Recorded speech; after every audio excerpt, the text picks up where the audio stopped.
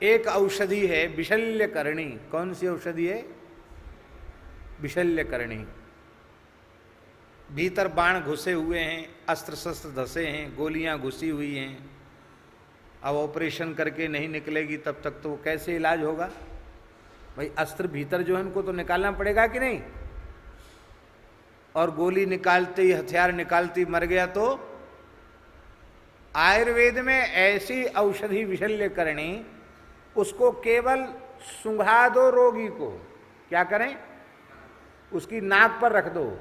नाक पर रखते ही भीतर जो भी छर्रा अर्रा और जो भी बाण के टुकड़े, जो भी कुछ भीतर हथियारों के कण गए हैं, वो तत्काल निकल के बाहर हो जाएंगे। विशल्यकरणी। दूसरी औषधि है व्रण विरूपणी। अब घाव तो हो गए बड़े गहरे गहरे, कई कई इंच गहरे घाव हो गए। उस औषधि का प्रयोग करते ही सारे घाव तत्काल भर जाएंगे, चमड़ी आ जाएगी। जैसा पहले था वैसे हो गए, चिन्ह भी नहीं रह गया कि कोई घाव हुआ था। इस औषधि का नाम है व्रण विरूपणी। व्रण माने घाव, विरूपण माने उसको समाप्त करके नई चमड़ी ला देने वाली, तत्काल। अब ये तो हो गया, विशल्यकरणी से सारे शल्य निकल गए, व्रण विरूपणी से सारे घाव भर गए। अब क्या बाकी रहा? अब हड्डी इधर उधर हो गई तो, हड्डी ही टूट गई तो। हमारा एक्सीडेंट हुआ तो हमारी पसली टूटकर एक पसली पर चढ़ गई, वैसे ही चढ़ी भई है। ये संधानी औषधि मिल जाती, कोई हनुमान जी ले आते तो बिना किसी कष्ट सहे और वो ठीक से जुड़ जाती, ठीक स्थिति में जुड़ती। नहीं जुड़ पाई।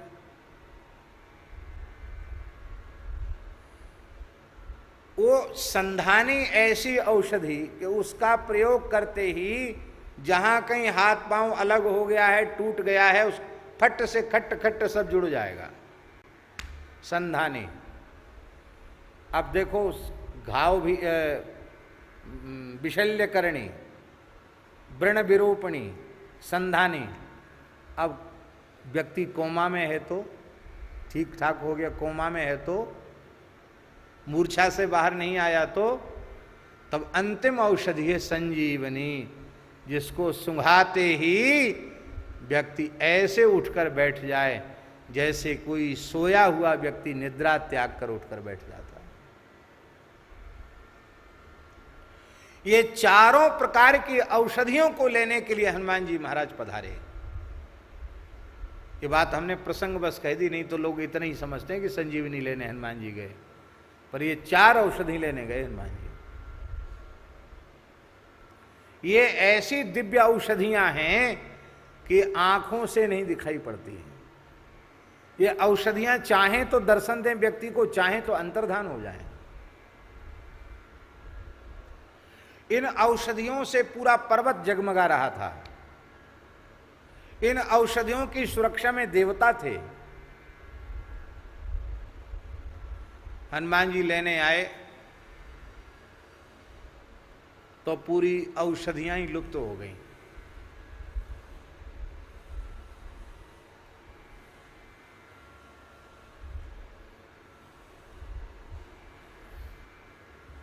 हनुमान जी हंसने लगे, बोले तुम राम जी के काम नहीं आओगी तो फिर किसके काम आओगी? राक्षसों के काम आओगी। हनुमान जी पूरा पहाड़ ही उखाड़ लाए। जिस पर्वत पर औषधियां थीं, उस पर्वत को द्रोणों सो पहाड़ लियो ख्याल ही उखाड़ कर, बाउक में, द्रोणों सो पहाड़ लियो ख्याल ही उकार कर, कंद को जो कपि खेल बेल कैसो फल भो। जैसे आजकल बेल का फल कोई हाथ में ले ले, इतने विशाल पर्वत को हनुमान जी ने बेल वृक्ष, बेल के फल के समान, विल्व फल के समान हनुमान जी ने अपने हाथ में ले ली। तो ये काम करने हनुमान जी चल पड़े। रावण का गुप्तचर तंत्र बहुत सक्रिय था। रावण को पता लग गया कि ऐसा ऐसा हो गया है। रावण ने तत्काल कालनेमी को संदेश दिया कि तुम्हें रास्ता रोकना है। हनुमान जी द्रोण पर्वत पर जावें उसके पहले तुमको माया करके बीच में रास्ता रोकना है और हनुमान जी को अटका के रखना है, जिसमें समय पूरा हो जाए और हनुमान जी आ न सकें और लक्ष्मण के प्राण न बचें।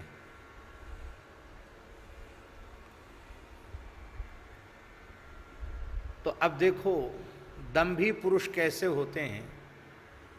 ज्ञानिनाम अग्रगण्यम बुद्धिमताम वरिष्ठम, जो श्री हनुमान जी महाराज हैं वे श्री हनुमान जी महाराज भी काल नेमी जैसे दंभी के चक्कर में फंस गए।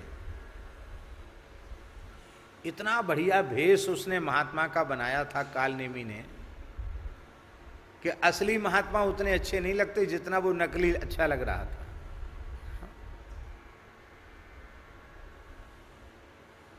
असली महात्मा कैसे होते हैं जानते हो? असली महात्मा होते हैं नारियल के जैसे। नारियल में कोई चिकनापन होता है? ऐसी जटाजूट होते हैं नारियल में, कठोर भी होता देखने में लेकिन भीतर एकदम सफेद, बढ़िया मीठा पानी भरा रहता उसके भीतर। तो नारिकेल समाकारा दृश्यन्ते मही साधवा। और दुष्ट होते हैं वो कैसे? तो बाहरी चमक दमक बनाते हैं, नक्शा बनाते हैं। अन्य बदरिका कारा बहिरेव मनोहरा। बेर का फल देखा ना, बेर, बोर कहते हैं कहीं कहीं। बेर कितना चमकता है ऊपर से, जैसे किसी ने बढ़िया इसको मालिश कर दी हो, खूब चमकता है बेर। भीतर गुठली, और गुठली ही नहीं कीड़ा, प्रायः बेर में कीड़ा निकलता है।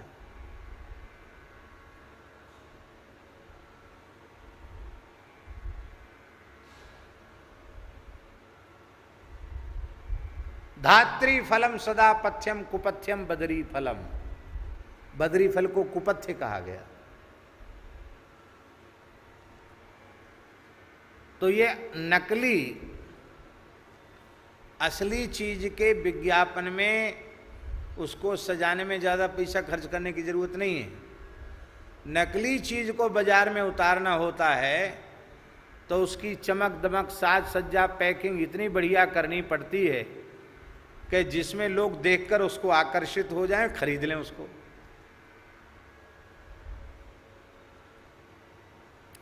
लोग कहते हैं पहले इस्तेमाल करो फिर विश्वास करो।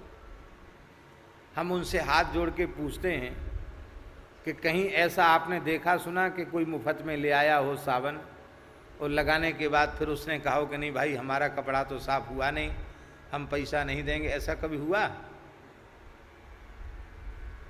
सब झूठ बातें हैं, सब झूठी बातें हैं। तो नकली वस्तु को स्थापित करने के लिए, प्रचार करने के लिए बहुत कुछ करना पड़ता है। असली तो असली है। इसलिए हमारी बड़ी विनम्र प्रार्थना है, ये झूठी मान बढ़ाई पद प्रतिष्ठा के चक्कर में साधकों को पढ़ने की बात तो छोड़िए, ऐसी बात यदि उसके मन में आती है तो उसका महान दुर्भाग्य है। हम अपने मन की बात बताएं तो संसार में कोई न जाने हमें, किसी की नजर हमारे ऊपर न पड़े, ऐसा समय आ जाए, संसार हमें भूल जाए, ऐसा समय आ जाए, तो यह हमारे ऊपर श्री रघुनाथ जी की, जगन्नाथ जी की सर्वोपरि कृपा होगी। इससे बड़ी कृपा दूसरी हो नहीं सकती है।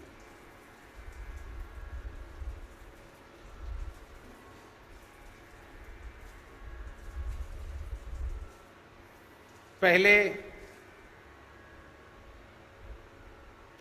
श्री राधा रमण जी का दर्शन करने, राधा वल्लभ जी का दर्शन करने, बिहारी जी का दर्शन करने कभी जाते थे तो चाहे जितनी देर तक खड़े रहो, सेवा कुंज चले जाओ, निधिवन चले जाओ, किसी मंदिर में चले जाओ, इधर से धक्का लगे वहाँ पहुँच जाओ, उधर से धक्का लगे वहाँ पहुँच जाओ, पर कहीं किसी कोने में खड़े होकर प्रेम से दर्शन करो, कोई पूछने वाला नहीं था। अब स्थिति ऐसी आ गई, कई बार मन में बड़ी पीड़ा होती, विक्षेप भी होता है, हम ठीक से दर्शन नहीं कर सकते। हम तो ठाकुर जी का दर्शन कर रहे हैं, उनको नक्सक निहारना चाह रहे हैं, और लोग वहीं दंडवत करने लगे।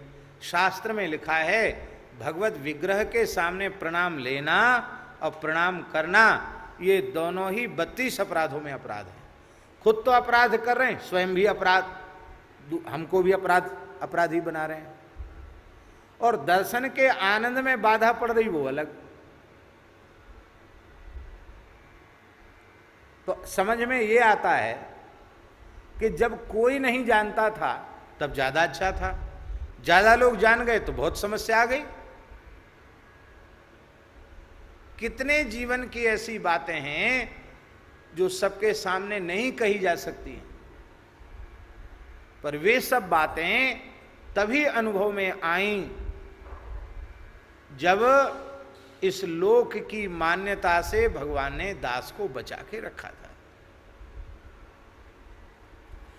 इसलिए संसार में व्यवहार बढ़े, संपर्क बढ़े, ये सौभाग्य नहीं है, ये दुर्भाग्य है। बहुत लंबे समय तक कथा टेप नहीं की गई, क्योंकि हम साफ मना कर देते थे कि टेप नहीं करना। प्रचार प्रसार भी बिल्कुल नहीं। ऋषिकेश में कथा हुई, परम श्रद्धेय स्वामी श्री राम सुखदास जी महाराज विराजते थे, और कुछ संतों ने एक मशीन से, वहाँ जो धर्मशाला थी ना, वो स्वर्गाश्रम वाली धर्मशाला, उसमें कथा हुई थी। स्वर्गाश्रम वाली धर्मशाला है जी, परमार्थ नहीं, परमार्थ में तो बहुत पीछे हुई, उसके पहले, हाँ, काली कमली वाले।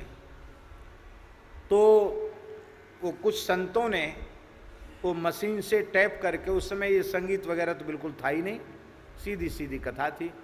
वो कथा भी दास कम से कम 8 घंटा रोज कहता था, 8 घंटा रोज, एक दिन तो 10 घंटे तक कथा कही। संत कुछ सुनने जाते थे, तो वो कैसेट, वो जो मशीन में भरा था, वो पूज्य स्वामी जी को सुनवाया गया। स्वामी जी बड़े प्रसन्न हुए। यद्यपि दास स्वामी जी का दर्शन बहुत समय से करता था, उनके प्रार्थना में भी जाता था। यहाँ जब हाडा कुटीर में रुकते, उनकी प्रार्थना होती। यहाँ एक बार चातुर्मास किया था स्वामी जी ने, उसमें भी खूब दर्शन का सौभाग्य मिला, सत्संग का सौभाग्य मिला। लेकिन वो दर्शन दूर दूर के ही थे, वो दास को नहीं पहचानते थे, और दास तो उनके चरणों में श्रद्धा रखता ही था। आज भी उनके चरणों में हमारी अगाध श्रद्धा है। वस्तुतः ऐसे महान पुरुष का स्मरण ही जीव को पवित्र कर देता है, ऐसे महापुरुष। तो फिर स्वामी जी की कृपा हुई, उनकी निकटता बढ़ी, और श्री स्वामी जी ने ही 2 साधकों को यहाँ भेज करके कहा कि नहीं, कैसेट बननी चाहिए, सत्संग की अच्छी बात ज़्यादा लोग सुने और ज़्यादा लोग भगवान में लगें, इसमें क्या हानि है। हम अपना प्रचार प्रसार नहीं चाहते, ये बहुत अच्छी बात, नहीं चाहना चाहिए, लेकिन अच्छी बात लोगों तक पहुँचे और लोग सुने, इसमें आपकी क्या बात, इसमें आपकी क्या हानि है, इसमें आपकी कोई हानि नहीं। इसलिए सत्संग का प्रचार खूब होना चाहिए। बोले ये शेठ जी की बात है, ज्यादा से ज्यादा लोगों तक अच्छी बात पहुंचे।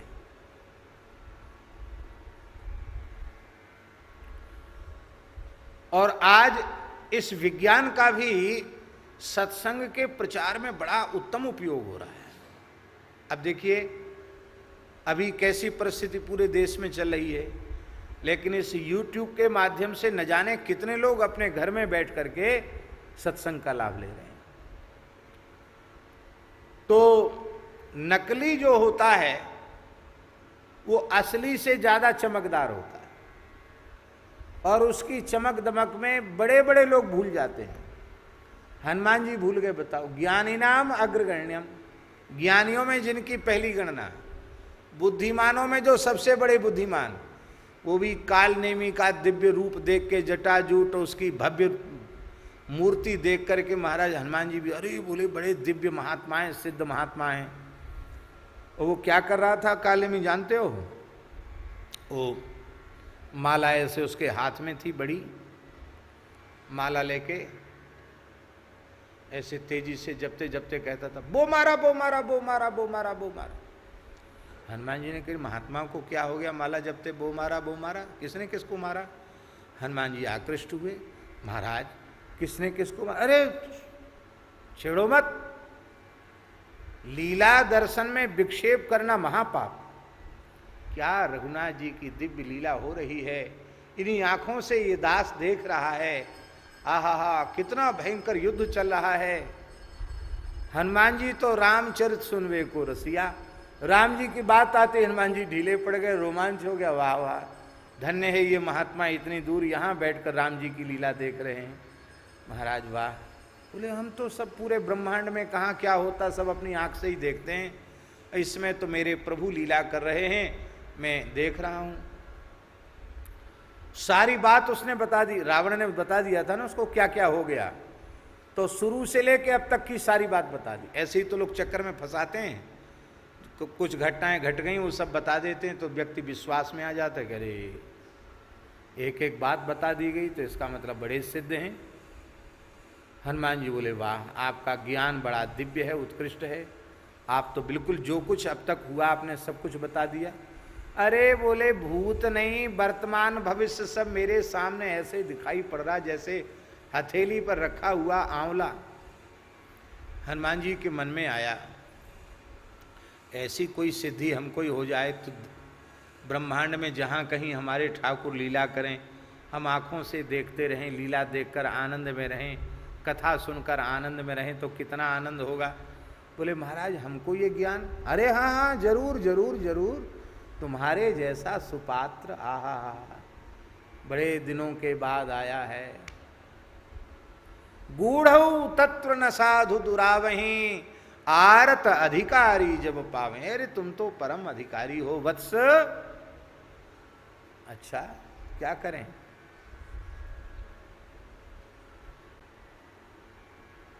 बोले पहले तो हमें प्यास लग रही है, पानी कमंडल, अरे इतने पानी से हमारी प्यास, जाओ सरोवर में चले जाओ और स्नान करके आओ, हम दीक्षा देंगे तब ज्ञान होगा।